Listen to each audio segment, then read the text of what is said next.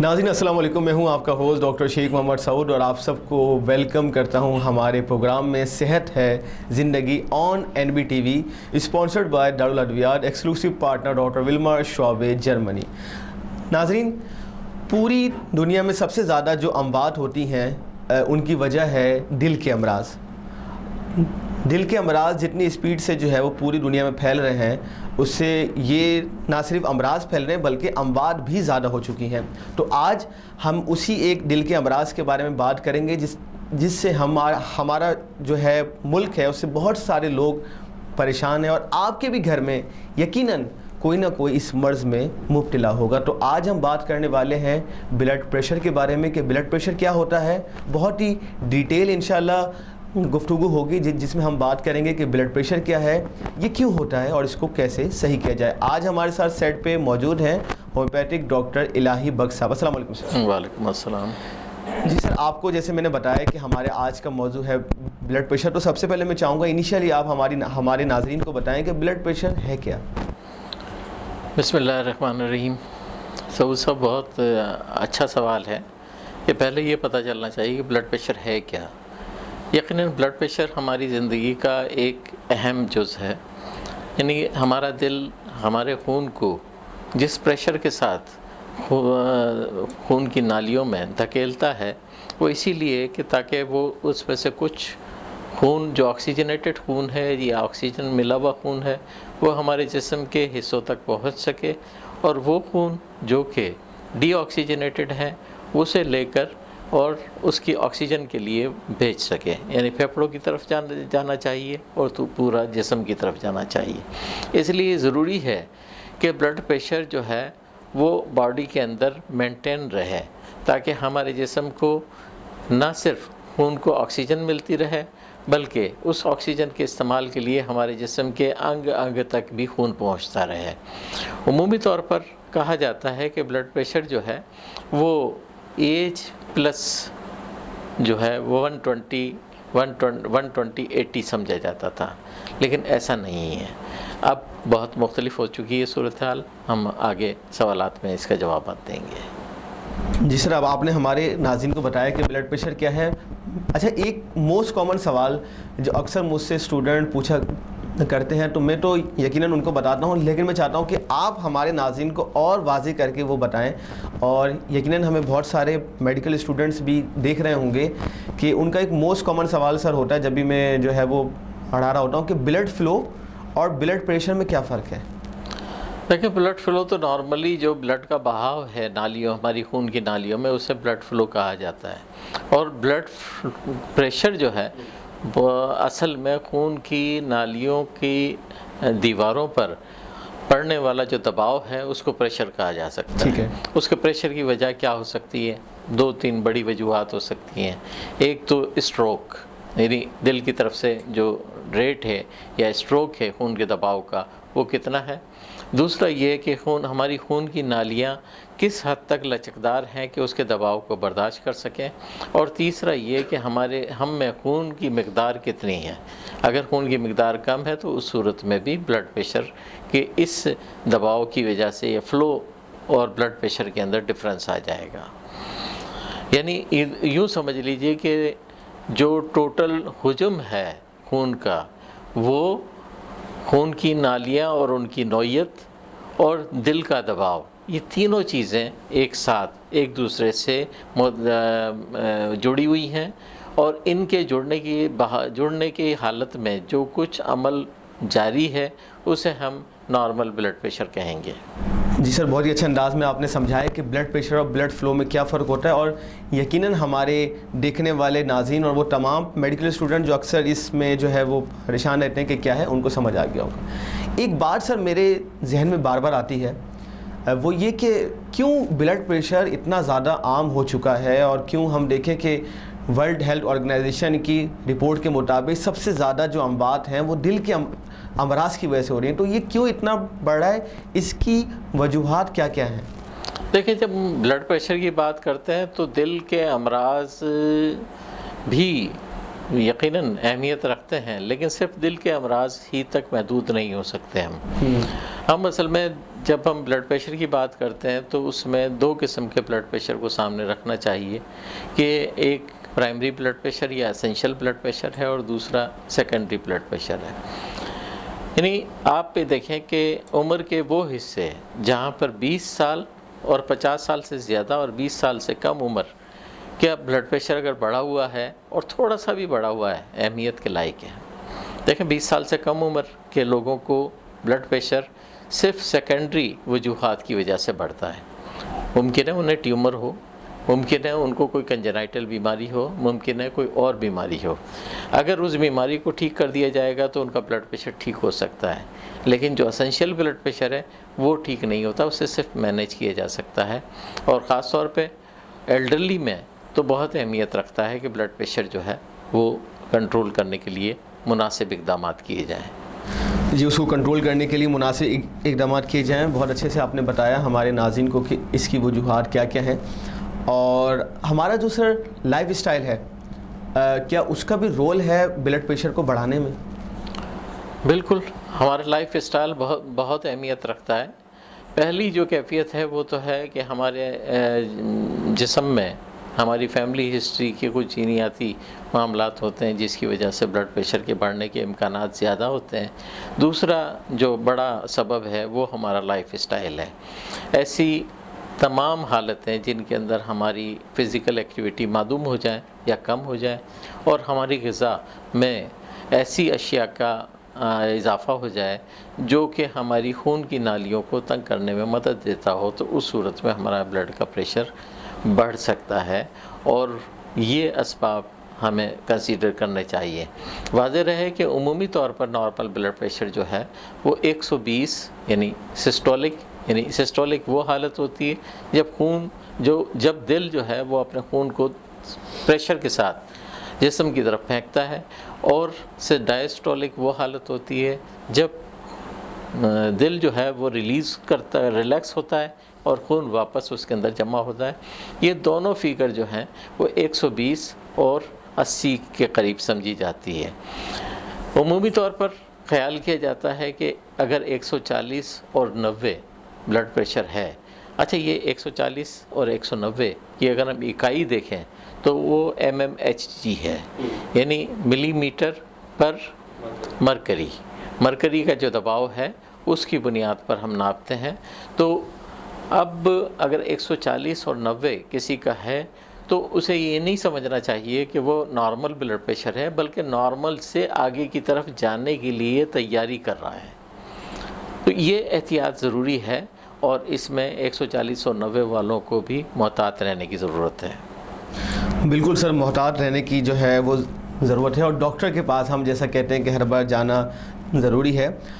اچھا سر، میں جب پڑھائی جو ہے وہ کر رہا تھا اور اکثر میں نے کتابوں میں پہلے دیکھا بھی کہ بلڈ پریشر جو ہے وہ زیادہ تر ان لوگوں کو ہوتا ہے جو 30 سے اوپر ہیں یا مطلب 40 سے اوپر ہیں.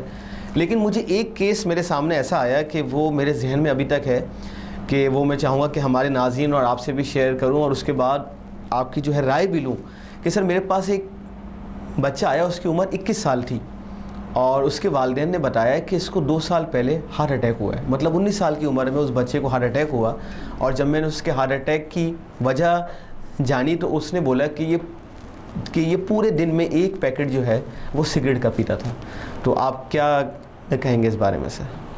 دیکھیں 20 سال سے کم عمر کے جو افراد ہیں ان میں بلڈ پریشر بڑھنے یا ہارٹ اٹیک ہونے کے جو امکانات ہیں ان میں ان کی عادات سے زیادہ ان میں پائی جانے والی کوئی بیماری ہے جو کہ سیکنڈری لیول کی بیماری ہو سکتی ہے.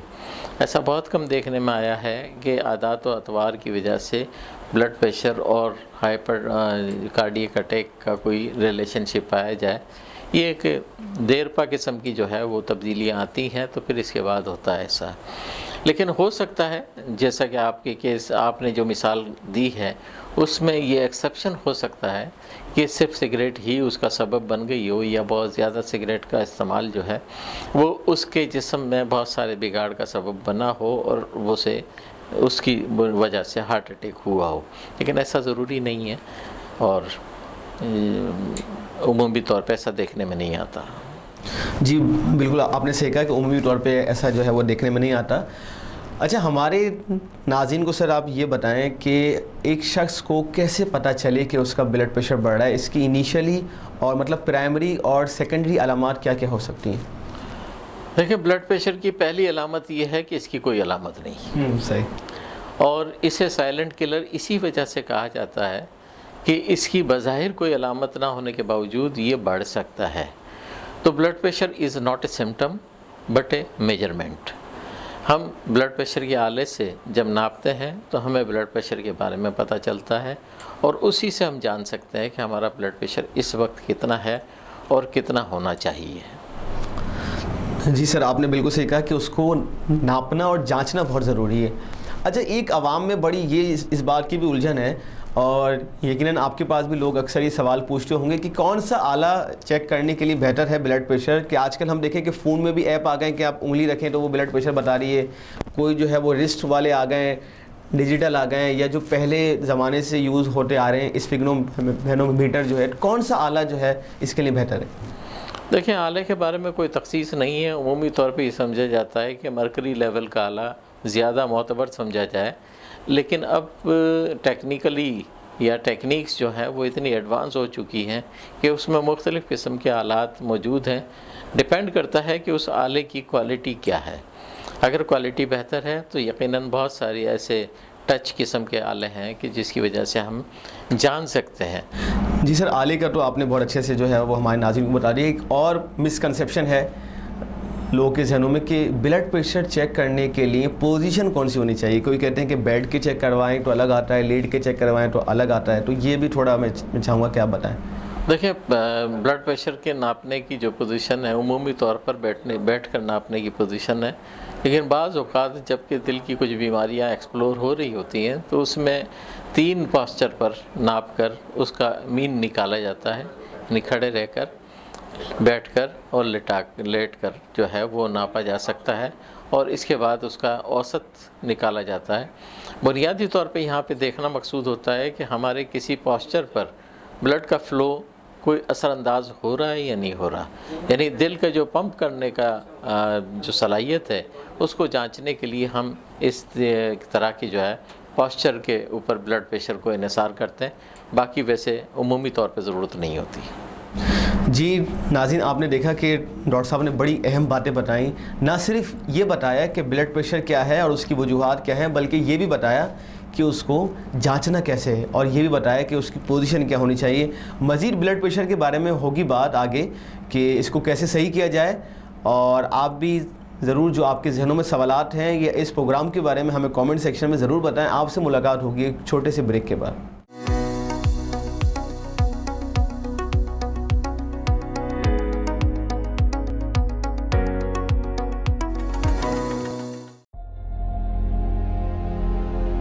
انگلی پکڑ کر چلنا سکھایا, ہماری ہر تکلیف کو اپنا بنایا, ہمارے لیے خواب سجائے, ہمیں اس قابل بنایا. ہمارے والدین اپنے والدین کی قدر کریں اور ان کے ساتھ وقت گزاریں. احساس کریں کہیں دیر نہ ہو جائے. ہومیوپیتھک اور بایو کیمک دوا سازی میں عالمی قائد ڈاکٹر ولمار شوابے, جرمنی.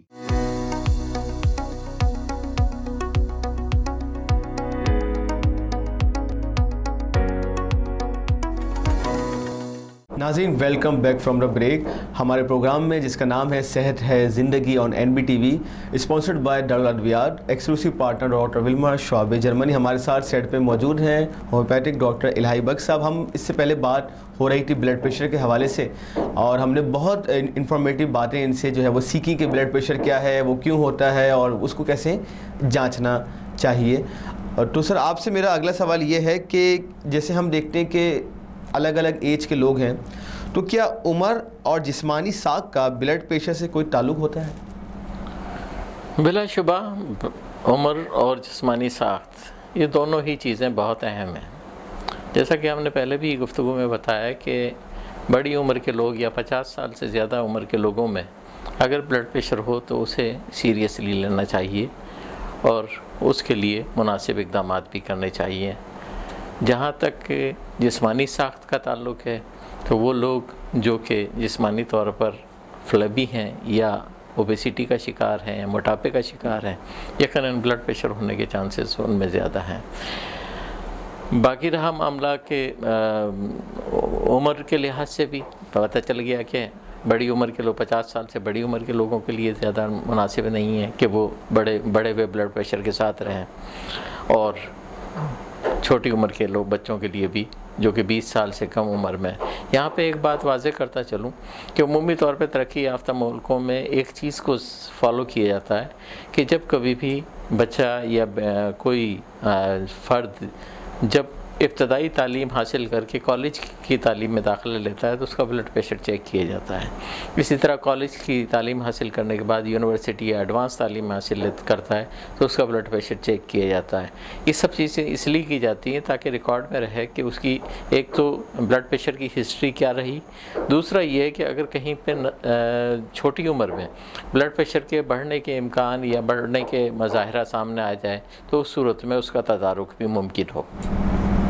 جی سر، آپ نے بہت اچھے سے بتایا کہ ایج کا بہرحال ایک تعلق ہے بلڈ پریشر کے ساتھ۔ آپ یہ بھی بتا دیں اس کے ساتھ ساتھ کہ کیا جینڈر کا بھی ہے اس میں تعلق کہ میل اور فیمیل کے بلڈ پریشر الگ الگ ہوتے ہیں؟ بظاہر فزیولوجیکلی اس میں کوئی ایسا تعلق نظر نہیں آتا، لیکن چونکہ خواتین ذہنی اعتبار سے زیادہ تناؤ کا شکار رہتی ہیں اس لیے ان کو بلڈ پریشر کے امکانات بڑھ جاتے ہیں۔ باقی مردوں میں بھی یقیناً بہت سارے مسائل ہیں، اس کی وجہ سے بلڈ پریشر بڑھا ہوا آ سکتا ہے۔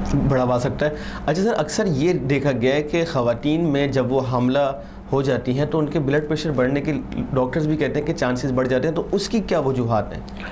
اس کی وجوہات ایک تو خود بذات خود ایک پریگننسی ہے، اور دوسرا یہ کہ اس دوران میں بلڈ کا جو پریشر ہے وہ اپنے اسٹروک اور اپنے ریٹ کے اعتبار سے کچھ مختلف ہو جاتا ہے۔ اس کی وجہ سے اس دورانیے میں پریگننسی کے دورانیے میں بلڈ پریشر کے بڑھنے کے امکانات زیادہ ہوتے ہیں، اور اس دورانیے میں یہ بھی ضروری ہوتا ہے کہ بلڈ پریشر کو بڑھنے نہ دیا جائے۔ بالکل صحیح کہا، کیونکہ پریگننسی پہ بھی اس کا اثر ہو سکتا ہے۔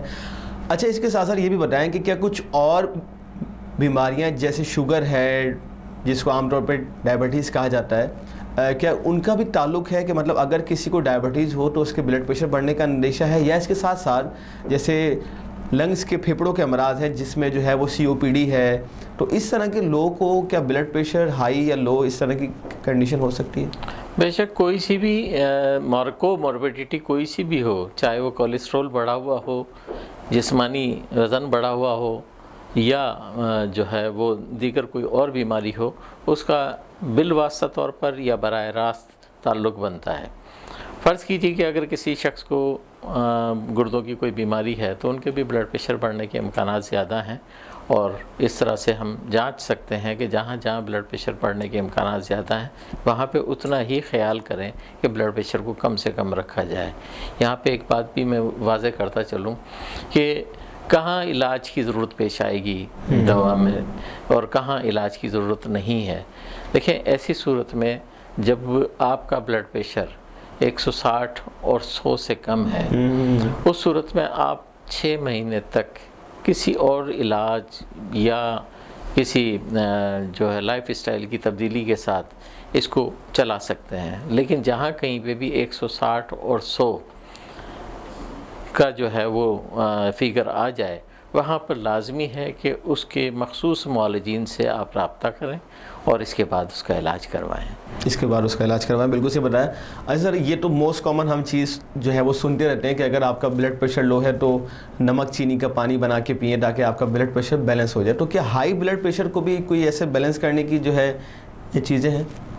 دیکھیں، اگر دیکھا جائے تو نمک کا استعمال تو عمومی طور پہ منع کیا جاتا ہے۔ نمک کا استعمال، چکنائی کا استعمال اور میٹھے کا استعمال من حیث المجموعی یا تو براہ راست بلڈ پریشر پہ اثر انداز ہوتا ہے یا پھر بالواسطہ طور پہ اثر انداز ہوتا ہے۔ نمک خاص طور پر، نمک کے لیے کہا جاتا ہے کہ پوری دنیا میں نمک کے لیے ایک ریکمینڈڈ مقدار ہے کہ 24 گھنٹے میں 5 گرام سے زیادہ مقدار نمک کی، خالص نمک یا غذا کے ساتھ نمک استعمال نہ کیا جائے، ہو سکے تو اس سے بھی کم رکھا جائے۔ جہاں کہیں پہ بھی ترقی یافتہ ممالک میں اس سلسلے میں کوئی اسکیمز بن رہی ہیں یا پالیسی مرتب کی جا رہی ہیں، وہاں پہ اس بات کو مد نظر رکھا جا رہا ہے کہ جب بچہ پیدا ہوتا ہے اور ماں کا دودھ پیتا ہے تو ماں کے دودھ میں تو نہ چینی ملائی جاتی ہے نہ نمک ملایا جاتا ہے، لیکن اس کے باوجود اس کے لیے وہ ذائقے دار ہوتا ہے۔ یہ الگ بات ہے کہ ہم بعد میں جو چیزیں کھلاتے ہیں اس میں نمک اور چینی کا جو ہے وہ ملا کر وہ ذائقہ ڈیولپ کر دیتے ہیں، اور وہ ذائقہ جب ڈیولپ ہو جاتا ہے تو پھر نمک کی مقدار زیادہ جانے لگتی ہے۔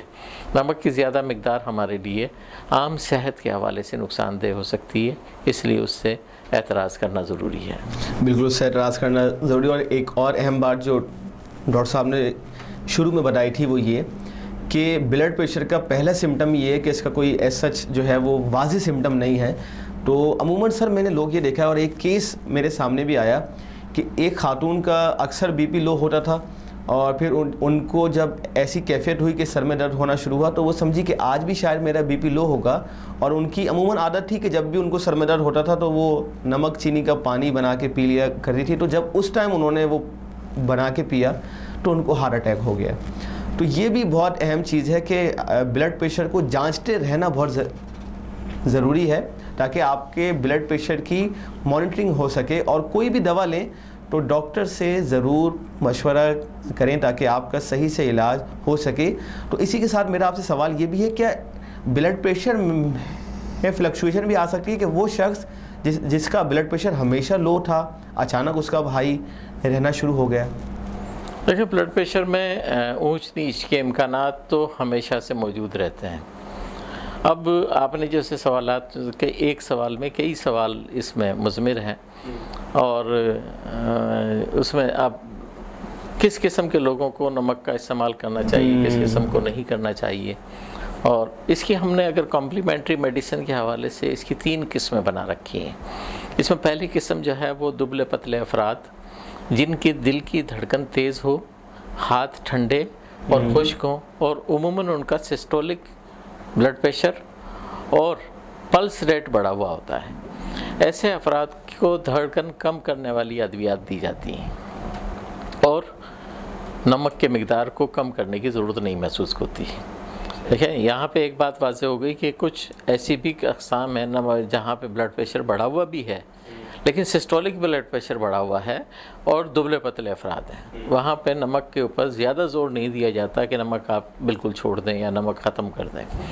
لیکن درمیانی جسمانی ساخت کے لوگ جن کے ہتھیلیاں گرم رہتی ہوں اور ہتھیلیوں پہ پسینہ ہو، بال عمر کے لحاظ سے جلدی بھورے ہو جائیں، غصہ زیادہ ہو، تیزابیت ہو، اور جو دل کا اسٹروک والیوم ہے یعنی بلڈ کا جو اسٹروک والیوم ہے وہ بڑھ جائے، یعنی یہ تمام چیزیں اسی طرف اشارہ کر رہی ہیں۔ اور ایسے مریض میں کیلشیم کو کم کرنے کی والی ادویات مؤثر ہو سکتی ہیں۔ تو صاحب آپ نے جو سوال کیا کہ کچھ لوگ کیلشیم کھا لیتے ہیں اور کچھ لوگ نمک کھا لیتے ہیں، اس کا جواب یہاں پر بالکل بالکل صحیح کہ وہ لوگ جن کی جو ہے جسمانی ساخت جو ہے وہ درمیانی ہو، ہاتھ گرم ہو اور ہتھیلیوں پہ پسینہ ہو، تو ان لوگوں کو کیلشیم کم کرنے والی ادویات مؤثر ہوتی ہیں، اور نمک سے پرہیز بھی لازم ہے۔ یعنی پہلی قسم کے لوگوں میں نمک کا پرہیز لازم نہیں تھا، لیکن اس قسم میں نمک کا پرہیز لازمی ہے۔ اس میں تیسری جو قسم ہے وہ ہے بڑی توند والے افراد۔ دیکھیں ایک چیز واضح کر دوں، میں اس قسم کو ابھی وضاحت کروں گا۔ بڑی توند والے افراد کسے کہتے ہیں؟ مردوں میں جو کمر کا اور پیٹ کا یعنی بیلی جو ہے وہ 90 سینٹی میٹر ایوریج، صحیح ہے، 5-10 کا اوپر نیچے ہو سکتا ہے، ایوریج 90 سینٹی میٹر، اور خواتین میں 80 سینٹی میٹر، ٹھیک ہے، یہ نارمل سمجھا جاتا ہے۔ اگر اس سے زیادہ بڑا گھیر ہے تو اس کا مطلب ہے کہ یہاں امکانات پیدا ہو گئے ہیں کہ بلڈ پریشر ہو سکتا ہے۔ تو وہ جو افراد جن کے توند بڑی ہو اور ہاتھ ٹھنڈے اور ہتھیلیاں پسینے سے نمدار ہوں اور ذہنی طور پر بے فکر ہوں، یعنی بالکل مست مولا شخص افراد جو ہیں، اور ذیابیطس کی طرف رجحان ہو، یقیناً جب وزن بڑھا ہوا ہوگا تو ذیابیطس کی طرف رجحان بڑھا ہوا ہوتا ہے، انہیں ایسی دوائیں دی جائیں گی جو پیشاب آور ہوں، یعنی یہاں ڈائیوریٹک دوائوں کا تصور آ گیا۔ تو یہاں پہ دواؤں کی جو کلاسیفیکیشن کریں گے وہ اس طرح سے کریں گے، اور ان کے لیے نمک، پانی اور روغن रोकन यानी चिकनाई का भी परहेज़ करना है, नमक का भी परहेज़ करना है, और पानी भी हद्दुल इम्कान जितनी ज़रूरत है उतना ही पीना है। सही सही। तो ये इस तरह से जो है वो अपनी एक्टिविटीज़ में भी इजाफा करना पड़ेगा इन लोगों को, तो इस तरह से इनका इलाज किया जा सकता है। तो इस तरह से ये क्लासीफाई होकर आपके तीनों चारों सवालों का जवाब मिल जाता है। ठीक है सर, बहुत ही अच्छे अंदाज में आपने हमारे नाज़रीन को बताया कि वो कौन कौन से लोग हैं और अलग अलग लोगों को क्या क्या अद्वियात लेनी चाहिए, लेकिन वही अहम बात जो हमने कही कि डॉक्टर का मशवरा लाजमी है। अच्छा सर, ये बताएं कि हाई ब्लड प्रेशर में उसूल इलाज क्या है?